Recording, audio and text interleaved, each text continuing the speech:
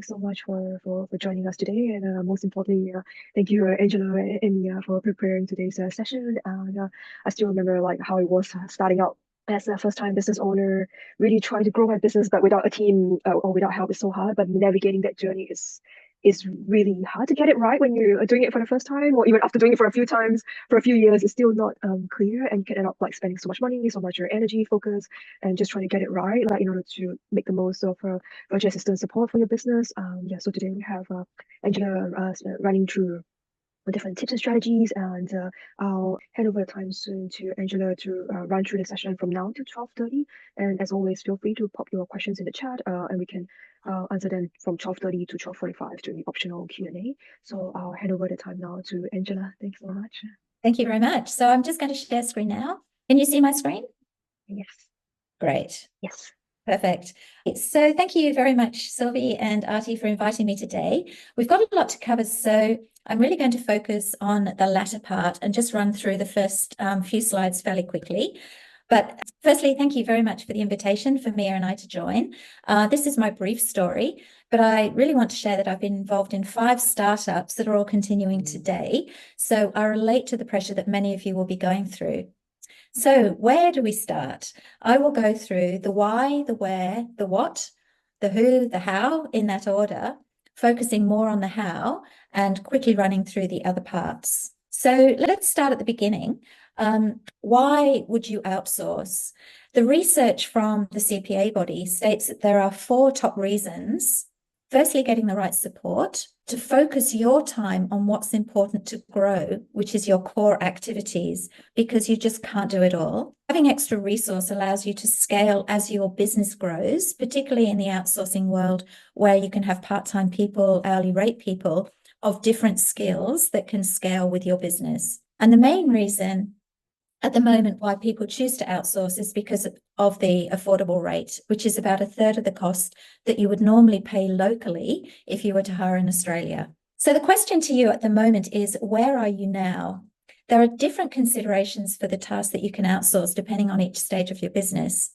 I believe many of you are at the concept startup stage, but you may be involved in other businesses which are at the maturity or the rebirth stage, which I will also address today. So this is a summary of the divisions that a business where a VA may help you as a startup. However, this was discussed in the bMightie workshop 2 weeks ago. So to simplify this, due to time constraints today, we've prepared a checklist for you. Cursor's just gone. With the checklist, I've provided a QR code. So if you'd like to scan on the QR code, it will run you through in a quiz format the different tasks you can outsource. So I'll just give you a couple of seconds to scan that, and then I'll run you through the form very quickly. So these are the areas of the business. You can put your name and detail in there, and I will receive a copy of this. And we are offering you a quick summary of run through with your particular form at a later stage if you would like to take up that offer. So in this form, we discuss the different areas or the divisions of the business of a startup and the different tasks that may be involved, with a quick description alongside the task. So you can see here it's quite comprehensive, but I believe it's a really good start to just prompt your mind as to what's available to help you to scale the business, because honestly, you just can't do it all. And you may find that there are areas of your business that you don't have the skills to do because you haven't had the training yourself. And I'll be covering in later detail how you can choose a virtual assistant that can help upskill the business, provided that you have done the necessary research to ensure that they have the right skills. So just going back into the presenter view, it's unfortunate that when you jump out, it actually loses the screen. So the next part is having a look at the delegation planner. So once you've been through the form, you may wish to start the process of creating a job description, but everybody has specific needs in a different business. So this is a great way to brain dump, write down what you're doing now, what you would like to get rid of in each of the areas. Once you have freed up your time, so the tasks that you do now are in column 1, look at what other tasks other people could do to help you free up your time. These should be non-core tasks. Then look at tasks once you've freed up your time that other people could do and which of those you could delegate. So there's different areas of the business. There's project tasks that maybe could be done by a person but have a limited time frame, such as a website.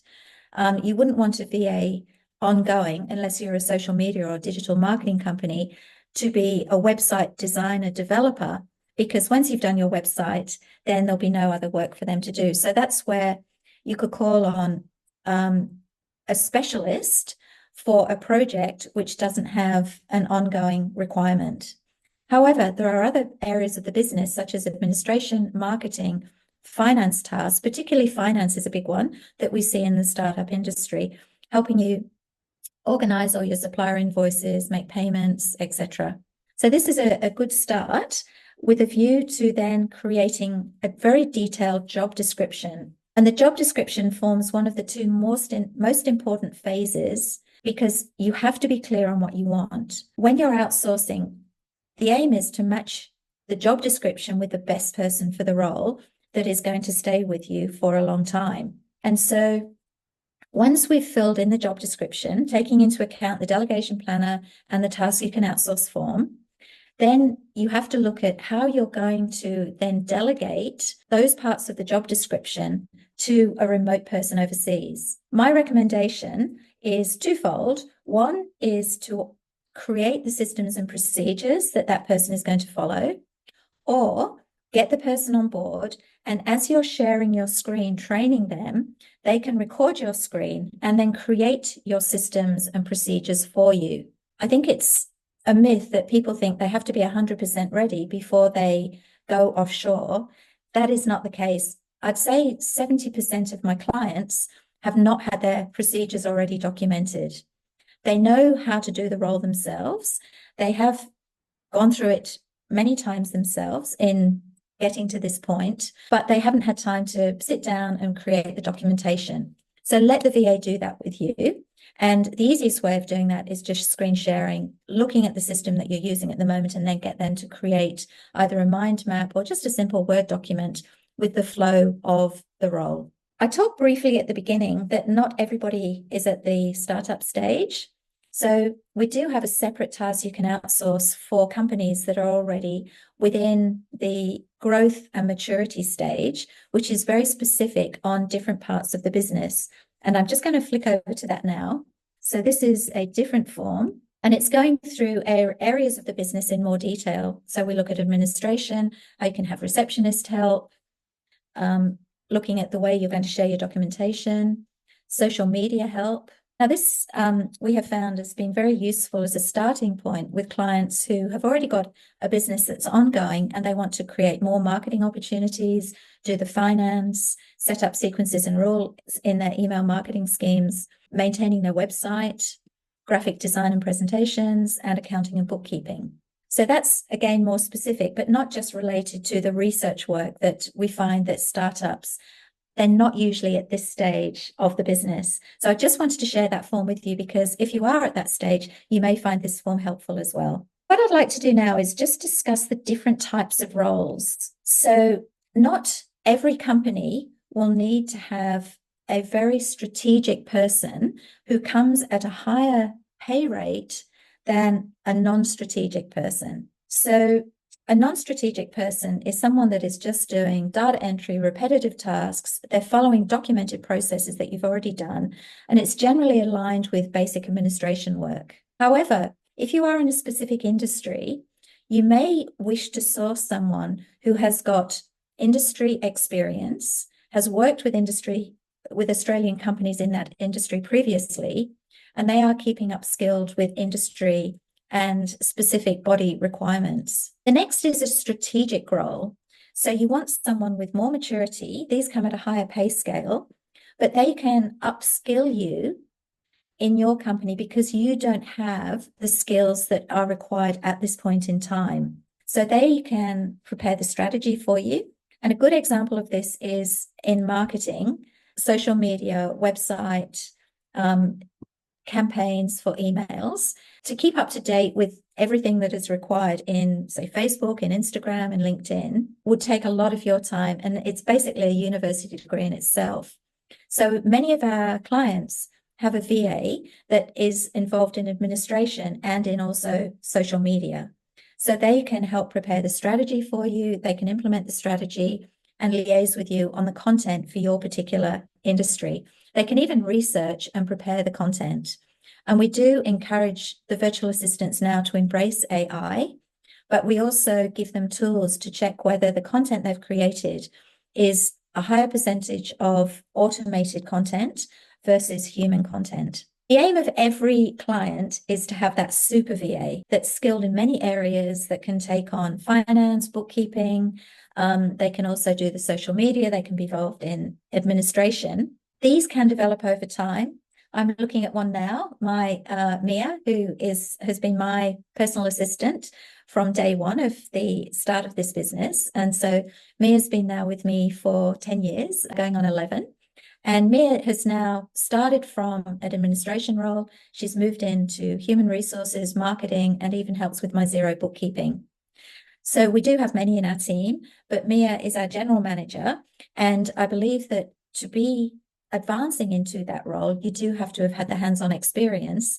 And that's where our clients find that if they have had people that are skilled, have stayed with them a long time because they've had the foundation blocks in place, they know what they want, they found the right person, they look after the person in the manner that I'm going to be explaining on the next few slides, then you can develop your super VA. It's very hard, though, to find a super VA at the beginning. And that's why we want to break it down into the tasks that are priority within your growth and the ones that are secondary. So let's now recap. We've looked at what you need. So now we need to move into the who. Who are you going to choose? And this is the equal most important step.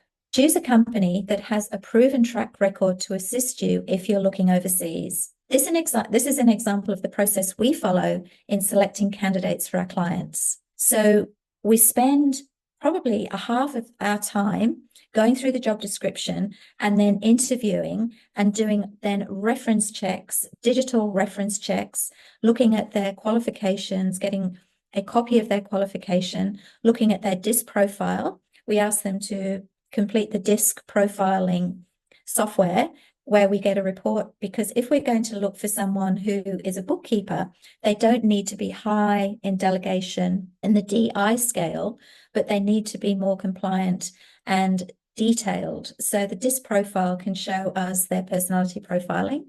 We then look at their internet speed and the devices they have.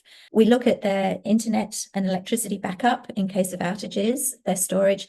And then we perform a number of tests on that particular candidate. And I'm just going to go back through now to how we go through this process by sharing a part of our website with you, which is our Get Started page. So we've talked about the first two steps, but let's go now into the recruitment phase for the last 10 minutes of this presentation. So a good outsourcing company will lead you through this process and guide you through each of the steps. So the first most important thing is to prepare a ranking form in advance, where once we've advertised using the job description, we then present applicants and the criteria for ranking of each of those applicants. So being in Australia and outsourcing overseas, it may be to the Philippines, which is where we prioritize, to South Africa is becoming quite popular now. India is another area. But we need to test their English communication skills. This is the core skill that they need to have. Then we look at the skills appropriate to the job description. And we in the past have actually given the candidates the job description and asked them to rank out of 10 alongside each line of the job description where they feel their skills align. So it might be a 9 out of 10, a 5 out of 10.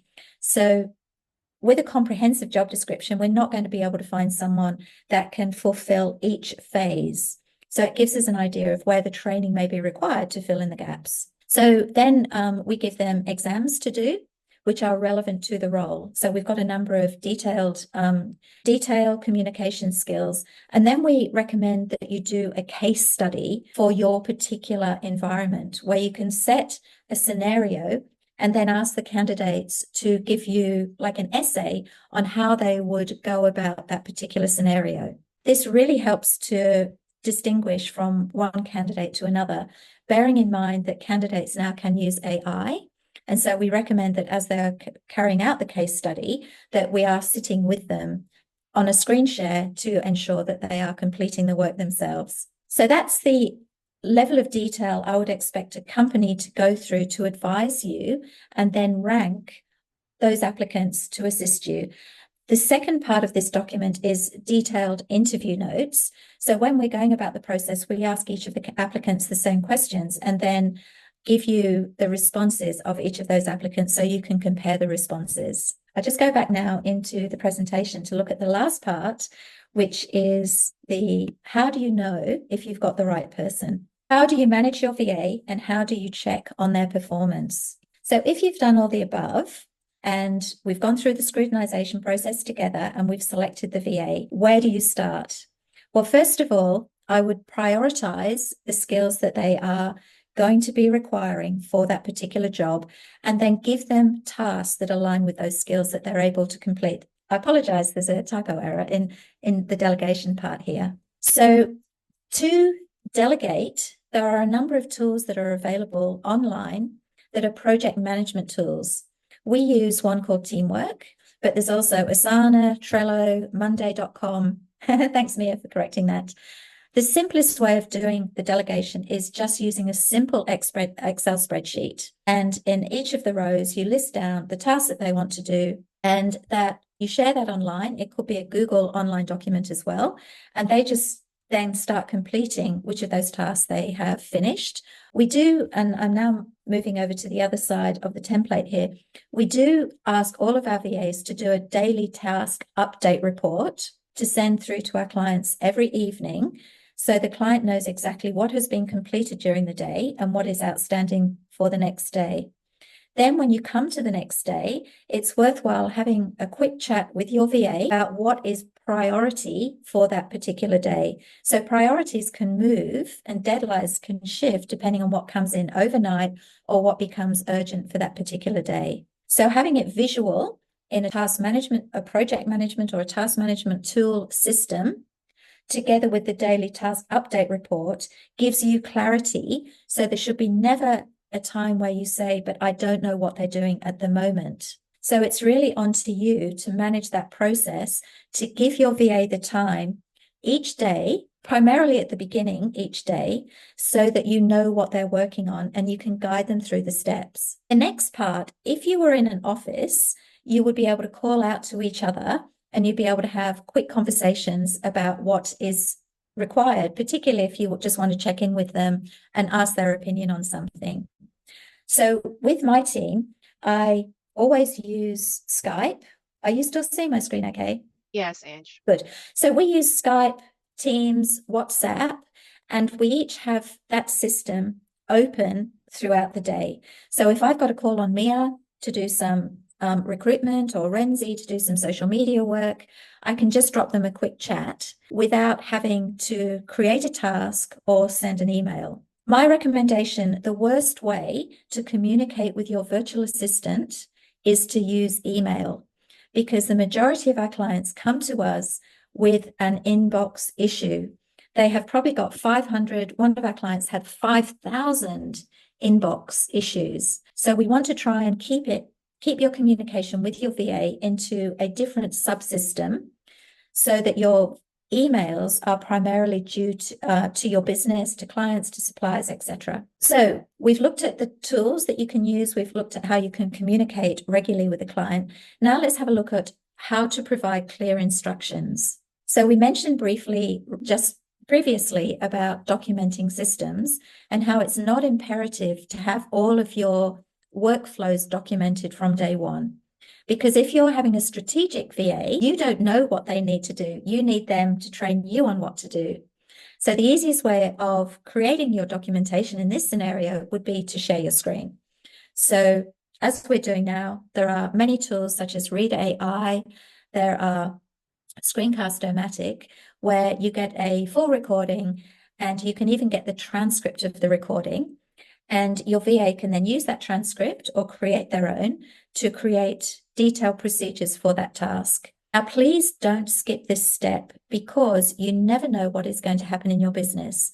Your VA may have an accident, you may have an accident, one of your other team members may be on leave. By having documented or what we call SOPs, standard operating procedures, it is very easy for someone to step into your business and take over those tasks. Also, if your VA should leave, it's much easier to train the next person because you've got the documented procedures already in place. Now, for each of our clients, we create an intranet, which has got our standard training for our human resources, what's expected, how to get great performance from your VA. You too can create an intranet on a tool such as Google Sites or SharePoint, or just a simple OneDrive or Google Drive, and start putting all of your standard operating procedures in there. If there are recurring jobs, and I've just got a couple of minutes left to go through this slide before we open to Q&A, if you have got recurring tasks that you need to do,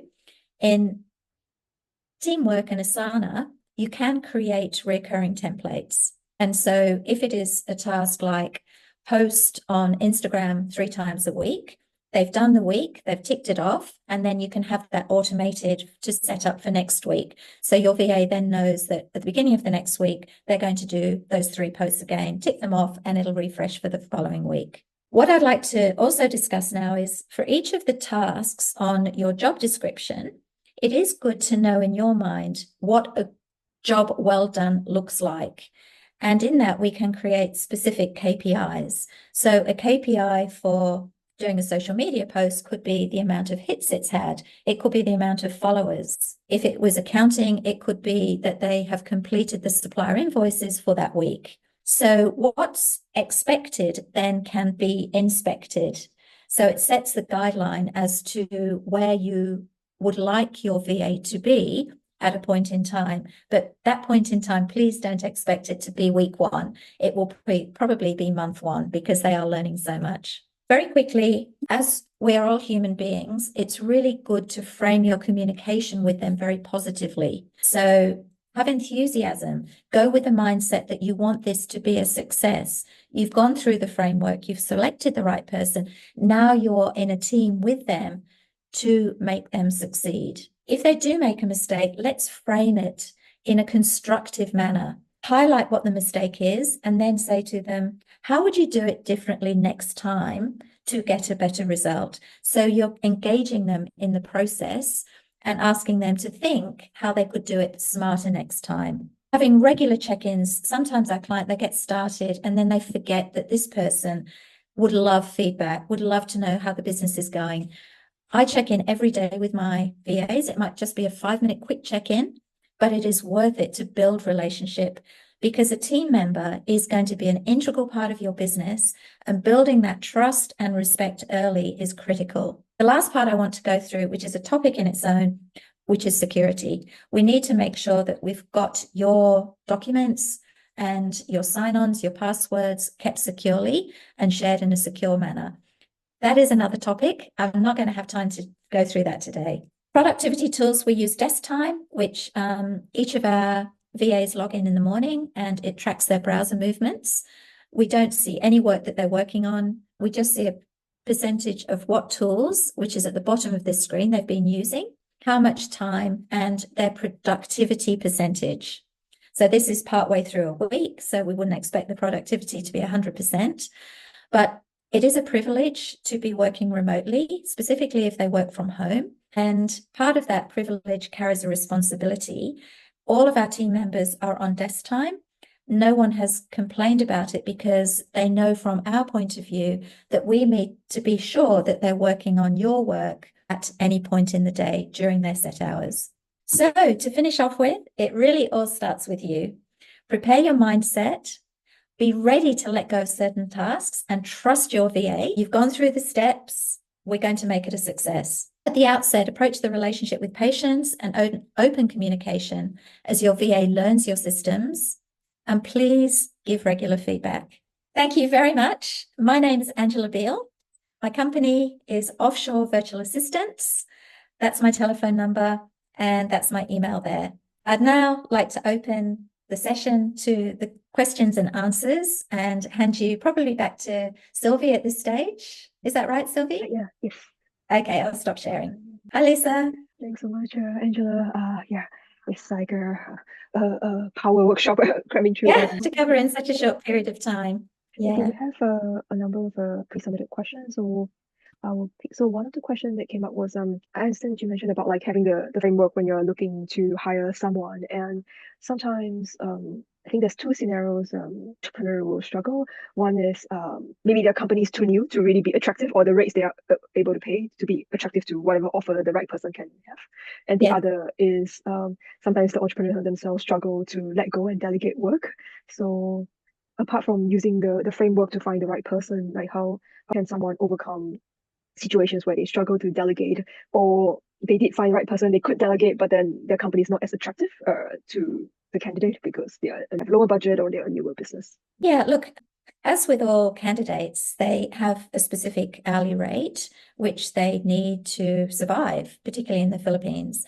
And there are industry standards as to what is the expected rate for a particular role. The base role is data entry, doing recurring tasks at a low level, and these are at the cheaper rate. If you go through the delegation planner and work out which of the cheaper tasks that you can get off your plate to free up your time, and then the role of the VA company is to find the best candidate to match those cheaper tasks.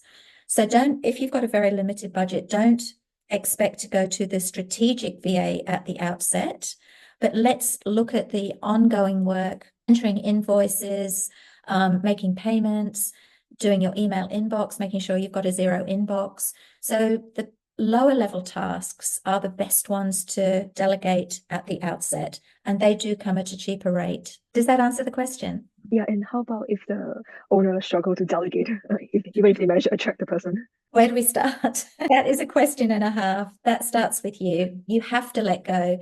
Look at your vision and the mission of your company. Look at where you want to be in 5 years' time, in 1 year time, in 90 days. Break it down. Where do you want to be next week? If you don't delegate, you will not get there. Trust me, nobody will do the job as well as you do. That's a given. They probably will, but in your mind, they won't. So you just have to expect 80 to 90%. If you can get 80% done by delegating, and then you just fine tweak the last 20 or 10 or 5%, the groundwork has been done. You're making progress. It's progress, not perfection. There's a great truth bomb, like yeah, you don't want to be your own biggest obstacle towards getting your own goal. Absolutely. And let's look at the statistics. 80% of startups are not there in 5 years' time. Yeah. And particularly now, because the whole industry scenarios are changing, Mm. jobs are being replaced by AI. There's a lot of threat in the industries at the moment. So you need to be on the ball if you are growing your business to be alert to those key indicators that are affecting industry at the moment. And that's why it's so important to get these recurring tasks off your plate. Give them to someone who takes pride in doing them, who feels it's their career to do those. Yeah, absolutely. There is a question around like what are some signs that a VA might not be the right fit for a particular role or startup? I guess maybe they passed the hiring stage, but on an ongoing basis, what to watch out for to see as Yes, red yes. flags? So I'm just going to share my screen there, if I may, because I've actually preempted that question and I have a screen. Can you see my screen? Not yet. Still loading. It says double. No. Okay, I'll just do it verbally because for some reason it stopped sharing. So if you still see me? Maybe I can try to share from my side because I have a presentation. Let me try to share. Is it the last slide?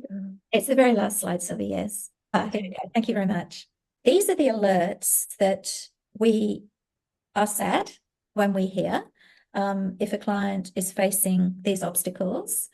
And we hope, because we've been diligent throughout the process, that this isn't an outcome. But this is what we need to nip in the bud very quickly. It may be a VA that's been with you for a year, who's been a superstar, and then suddenly you notice there's been a change in these areas. So frequent miscommunication. For example, you're on Skype regularly with them, and suddenly there's like a 2-hour gap before they're responding to your Skype question. Another area is you've set them a deadline that we've planned in advance. We've got the task, we've put the deadlines against the task, and there's been an apology, not once, but it's becoming more often where they're missing deadlines. They're not showing initiative. They may have been a strategic VA and suddenly they're dropping down to, I will only do what's been asked of me specifically, but not add value to that task by showing initiative, how it could be done better. That is another sign.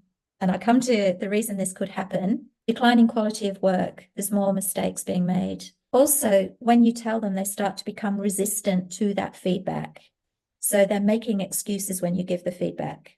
These are all areas that, if they occur, require an immediate conversation, an open and honest, transparent conversation. I am noticing that you're not answering my Skype as regular as you used to. Can we talk about why this is happening? You might find, and we've had this occur just recently with one VA where they had a baby who was diagnosed with a heart defect and they had to rush into the hospital. It was all emergency. They didn't have time to communicate.